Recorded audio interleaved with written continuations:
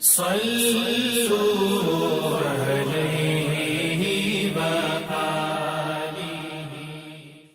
صحیح بخاری حدیث نمبر 36۔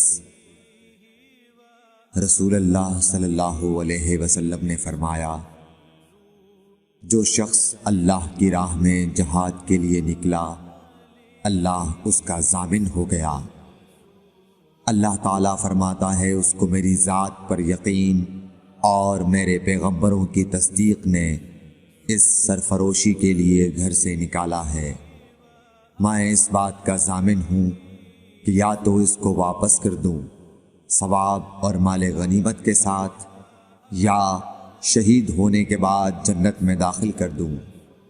رسول اللہ صلی اللہ علیہ وسلم نے فرمایا، اور اگر میں اپنی امت پر اس کام کو دشوار نہ سمجھتا تو لشکر کا ساتھ نہ چھوڑتا، اور میری خواہش ہے کہ اللہ کی راہ میں مارا جاؤں، پھر زندہ کیا جاؤں، پھر مارا جاؤں، پھر زندہ کیا جاؤں، پھر مارا جاؤں۔